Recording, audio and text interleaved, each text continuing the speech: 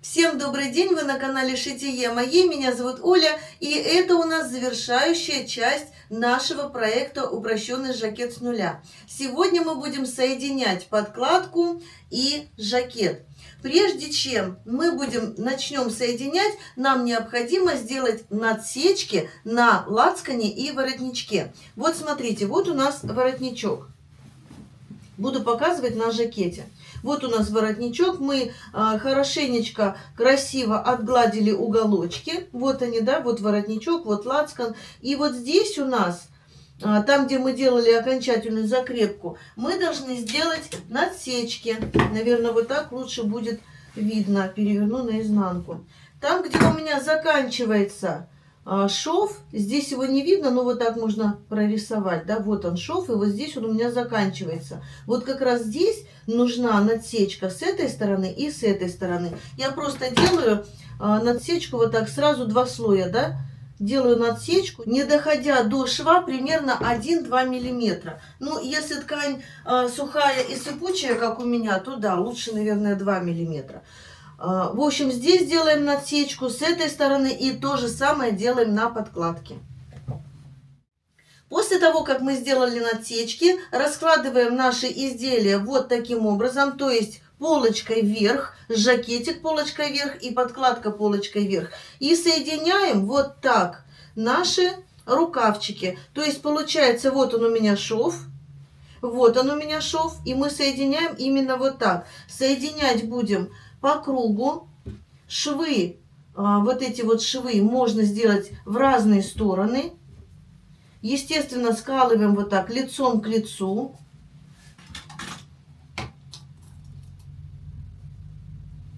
И вот так по кругу.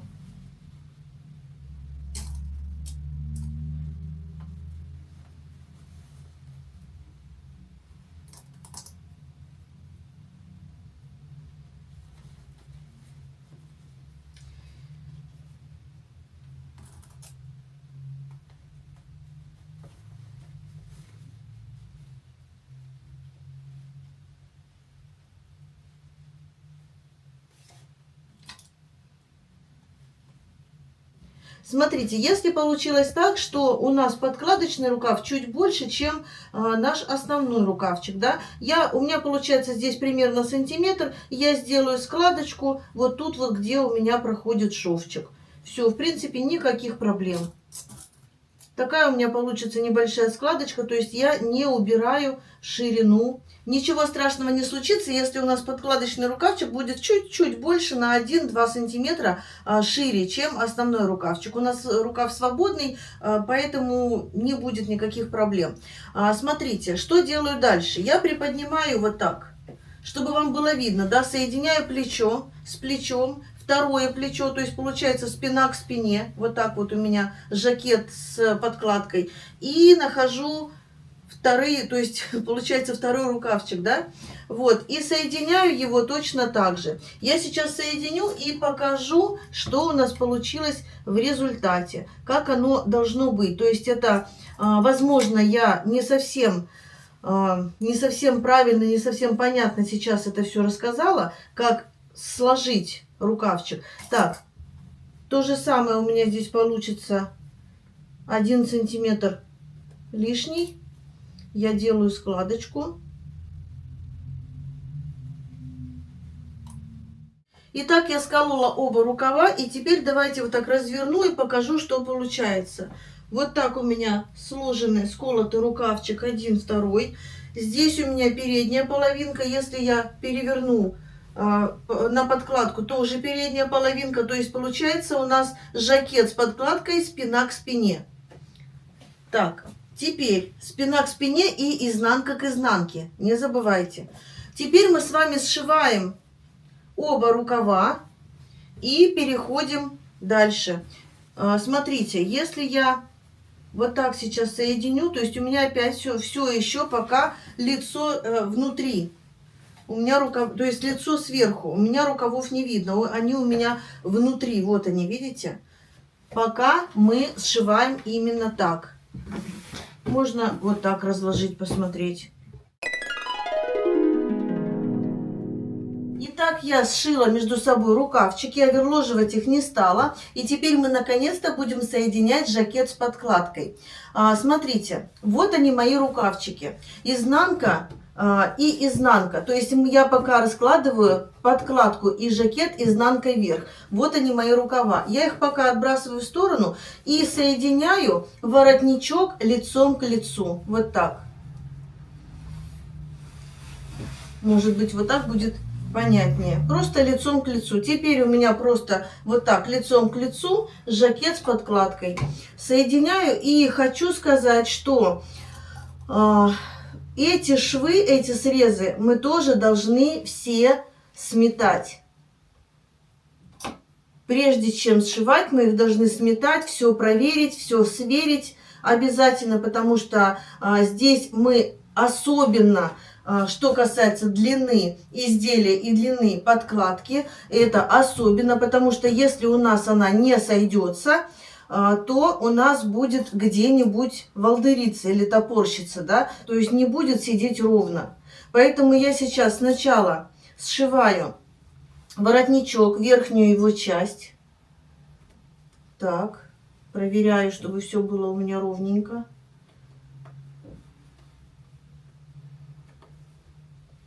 Вот этот срез воротничка, верхний, свободный край, мы можем строчить сразу. То есть от среза на расстоянии 1 сантиметра и длина стежка 2,5-3 миллиметра. Сразу строчим и продолжим дальше. Вот эти уголочки, которые раскеп называются, мы оставим напоследок, в последнюю очередь будем их сшивать. Итак, я сшила между собой верхний срез воротничка.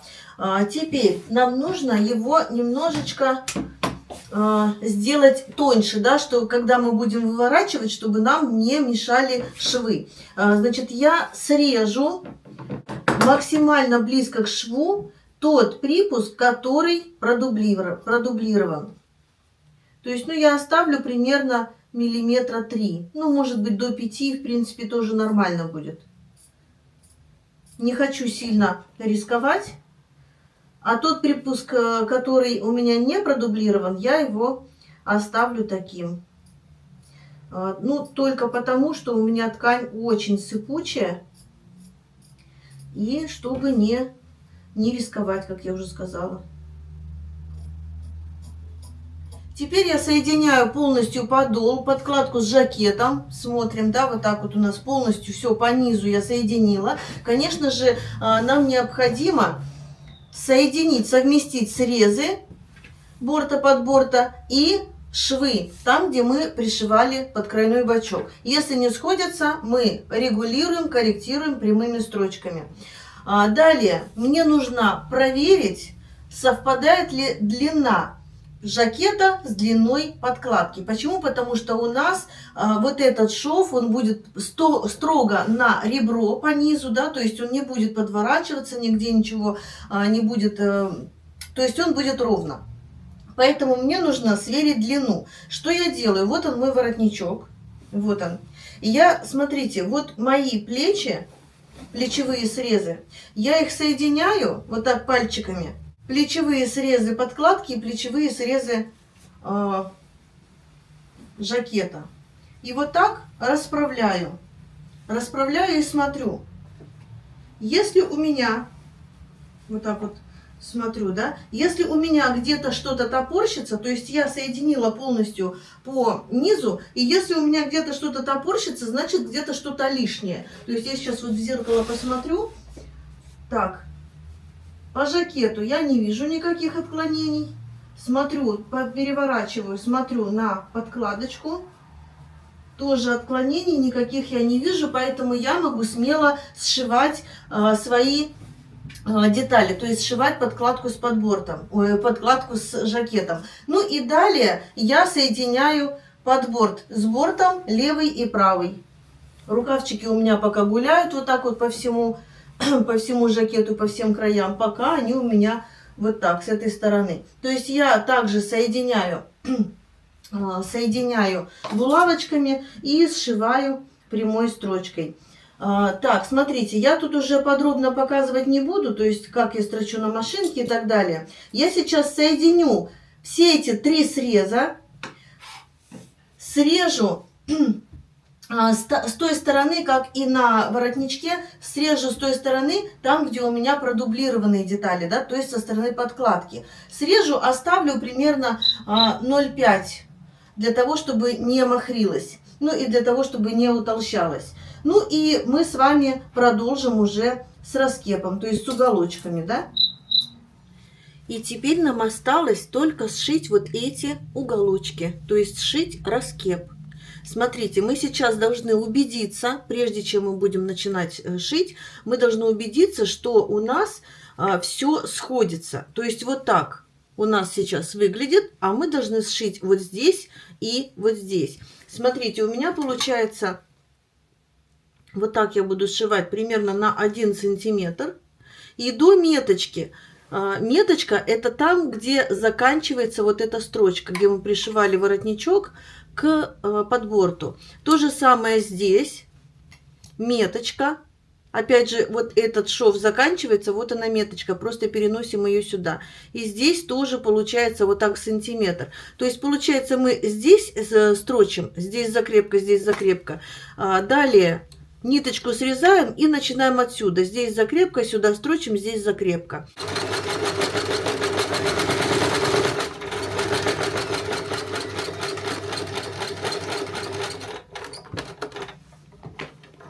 Так, застрочила, ниточку обрезаю. Дальше вот эти все припуски откладываю, вот так разворачиваю, чтобы они мне не мешали, никуда не попали. Здесь у нас надсечки, поэтому все должно пройти гладко. Аккуратненько иголочку втыкаем туда, где у нас заканчивается вот эта предыдущая строчка. Ну или вот я для себя, потому что я не вижу, где она заканчивается, нитка сливается. Я для себя сделала пометочку синей ручкой.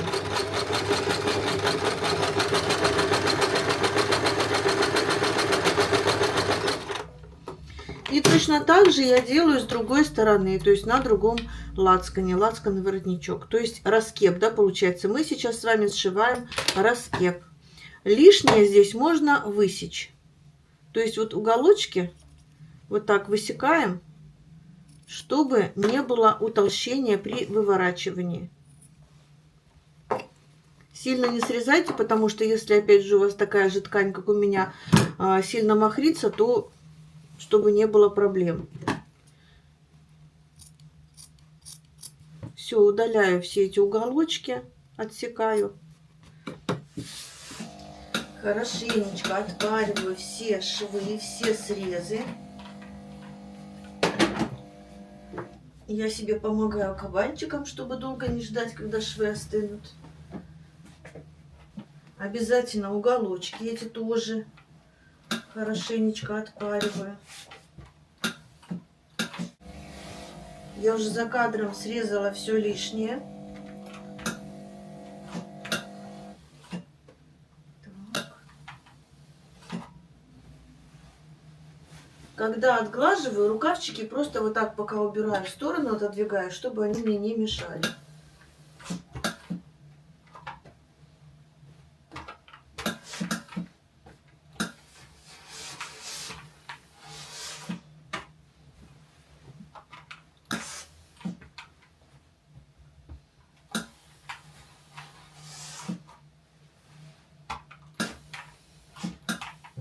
Итак, отгладили все срезы по краям, все уголочки. И прежде чем вывернуть, нам нужно пришить подплечники. У меня, кстати, подплечники тоненькие, достаточно шириной 1 сантиметр, вот здесь в самом широком месте. Эти подплечники в основном используются для блуз, каких-то легких рубашек, легких жакетов. Вот как раз для моего легкого жакета вполне подойдет. Значит, для того, чтобы пришить, мне нужно сначала, я складываю вот так пополам, нахожу центр подплечника, то есть центр с этой стороны и с этой стороны. Там, где тонкая часть и толстая часть. Вот эту, где толстая часть, я прикладываю прям к плечу. Вот где у меня соединяется плечевой срез и окат рукава. Вот так вот прям центром. Сейчас я приколю и покажу, как это выглядит.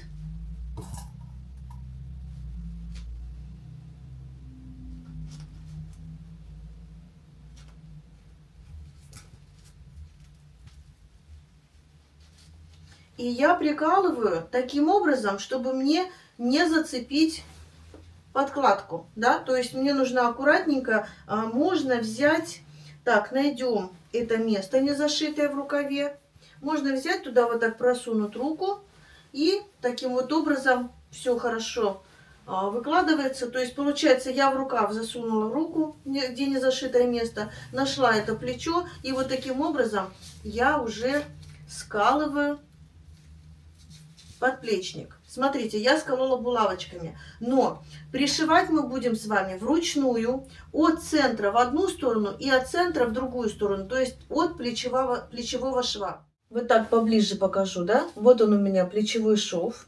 Я приколола к центру и вот тут вот так вот я прикладываю, не растягивая никуда, ничего не натягивая, и центром опять же к плечевому срезу. То есть получается я здесь зафиксировала и здесь зафиксировала. Вот эти вот краешки, они должны быть свободными. И, кстати, обратите внимание, как я сделала. Широкая сторона к рукаву, тоненькая сторона ближе к воротнику. И теперь получается, смотрите, это изнанка получается, и именно вот таким образом мы складываем. Когда мы вывернем, вот эти рожки, они будут внизу, и будет все красиво. Теперь мы должны с вами вручную, аккуратненько, незаметненько отсюда в эту сторону вот так пришить, и отсюда в эту сторону пришить. То есть пришиваем только вот эти краешки. И вот здесь вот этот вот кусочек, вот прям вот маленький-маленький кусочек, буквально миллиметр-два, вот здесь вот фиксируем. Все, и убираем булавочки. То же самое мы делаем с другой стороны. Ну, то есть с другим подплечником. Сейчас я найду нитку-иголку. Зацепляю только широкую часть подплечника, то есть полностью его не пришиваю, вот эту всю ширину не беру. Почему? Потому что мне нужна эта ширина, то есть эта часть должна быть пухленькой. Вот, чтобы ее не, этот как пушап получается, чтобы не прижимать, цепляю только ту сторону, которая у нас к жакету как раз пришивается.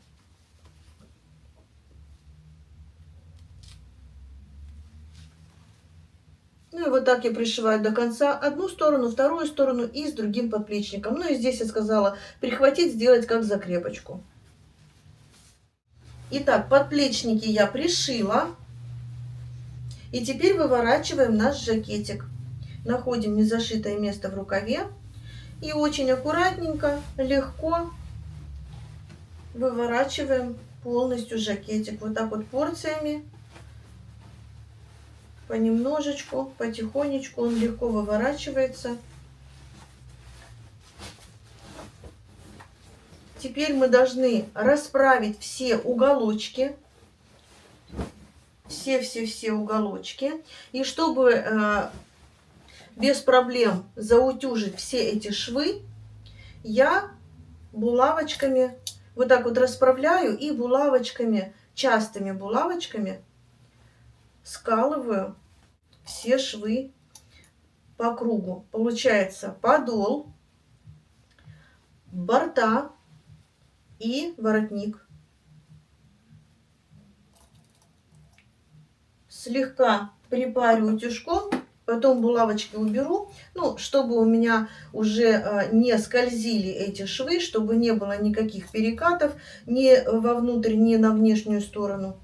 То есть вот для этого нужны булавочки. Можно, конечно, это сметать, но я думаю, что булавочками все-таки это все быстрее сделается.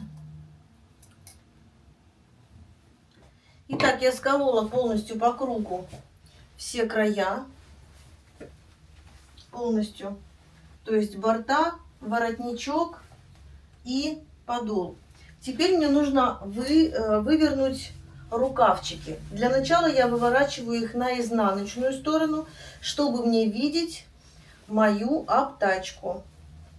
У меня обтачка в готовом виде будет 8,5 сантиметров. Беру сантиметровую ленту. Вообще, в принципе, можно нащупать, где у меня проклеено, продублировано, да, вот она. Так, и проверяю. 8,5 ровно. И теперь вот таким образом 8,5 сантиметров мне нужно тоже загладить край рукава, чтобы он у меня был ровненький, гладенький, красивенький. Так, проверяю все внимательно. И можно сразу вот так вот прихватить. То есть здесь можно, в принципе, булавочками ничего не прихватывать. Здесь все и так понятно.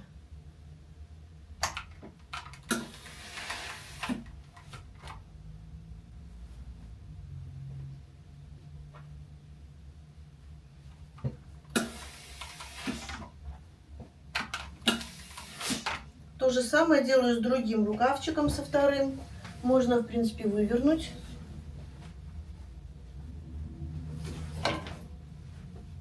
Здесь тоже все хорошенечко отгладить.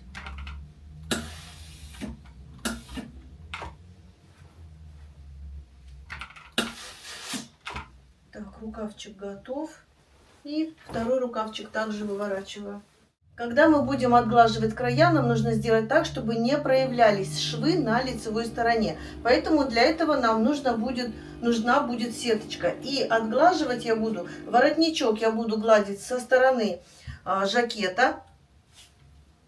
Но для начала, я уже не помню, сказала или нет, я прихватываю. То есть для чего я сделала булавочки, приколола, чтобы просто прихватить, чтобы у меня получился ровный перекатик. Так, ровный, вернее, даже на ребро, переката не будет на ребро, хотя на воротничке можно сделать перекат на сторону жакета, 1 миллиметр, не больше. Мы там срезали пару миллиметров, вот, и можно сделать небольшой перекатик. Так, прихватили слегка, убрали булавочки, сразу убираю. И хорошенечко сейчас еще раз отглажу.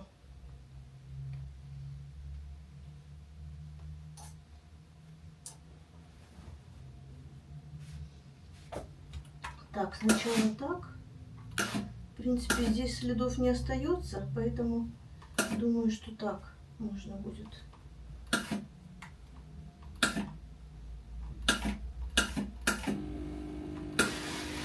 Да, здесь следов у меня не остается, поэтому здесь без проблем.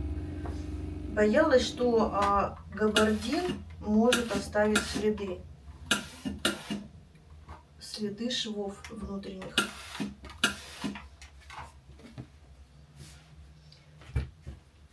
Далее лацкан. Лацкан начинаем до вот этого скругления, то есть до линии талии у меня получается лацкан, да, перегиб лацкана. У меня будет перекат на сторону жакета.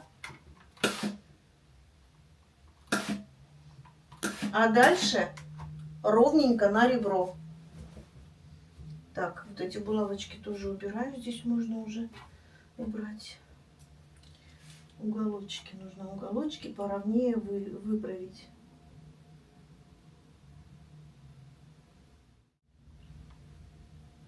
Шов подола тоже либо с перекатом уже на сторону подкладки, либо ровно-ровно по центру.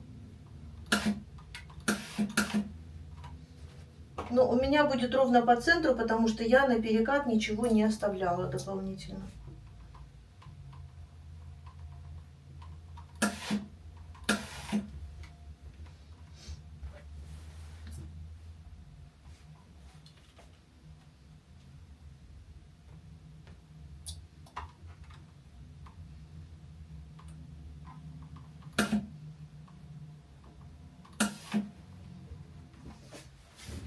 Дальше я надеваю свой жакет на манекен и отглаживаю уже окончательно на манекене. Если манекена нет, то подойдут хорошие плечики, специальные для костюмов, для жакетов.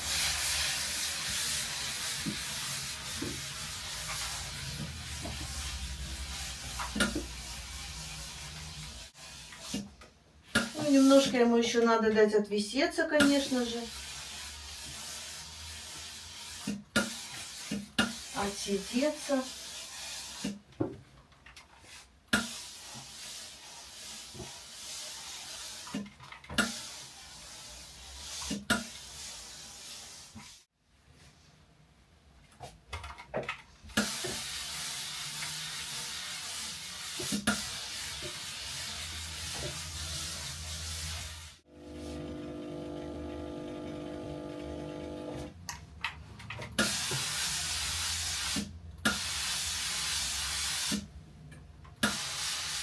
И еще можно сделать отстрочку по воротнику и лацкану. Можно сделать отстрочку только по лацкану. Можно не делать отстрочку вообще. То есть это тоже на вкус и цвет, как говорится.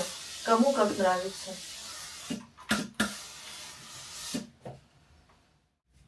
Ну и в принципе на сегодня все. Что еще мне осталось сделать, так это я все-таки сделаю отстрочку. Смотрите, вот здесь по воротнику я делать отстрочку не буду, а сделаю вот так, этот уголочек отстрочу, и вот сюда, опять же, не до конца, а где-нибудь до линии талии, то есть до первой пуговицы. Вообще, кстати, что касается пуговицы, я вот не знаю, нужно ли здесь делать пуговицу. Может быть, у меня вообще будет вот так жакетик, то есть носить я его буду без всяких застежек. Вот он у меня жакетик такой получился.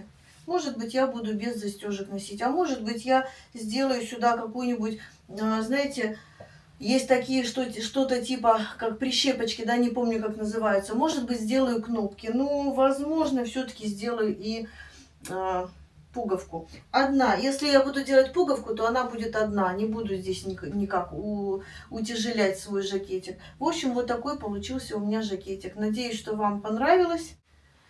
И надеюсь, что вы довольны своим результатом. Я довольна очень, несмотря на то, что я все-таки с габардином немножечко, но намучилась и слишком затянула процесс создания жакета. Мне очень нравится линия плеча, мне нравится рукавчик, такой он свободненький, то есть под него можно надеть и блузку с рукавом, и топик, то есть без рукава, можно что-то такое, можно в принципе вообще без ничего, и если здесь будет застежка, да, можно будет так носить свой замечательный жакетик.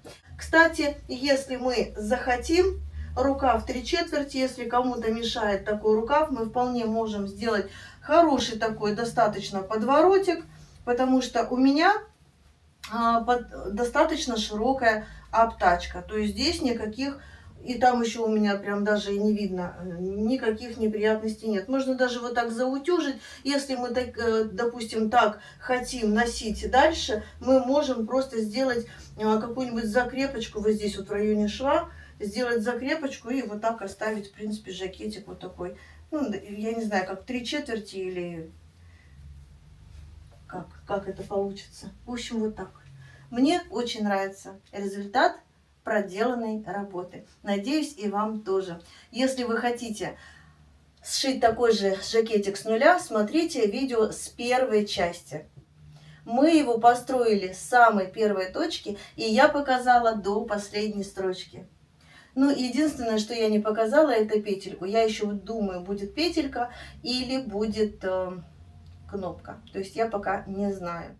Ну и в завершении этого большого проекта хочу сказать, я очень надеюсь, что работала не зря. Надеюсь, что вами просмотрены все 12 частей, и вы для себя сшили или сошьете обязательно жакетик. Возможно, кстати, даже не один.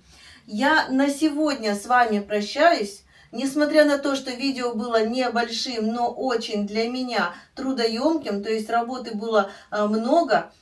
В общем, на сегодня я с вами прощаюсь. До новых встреч и всем огромное спасибо. Всем пока!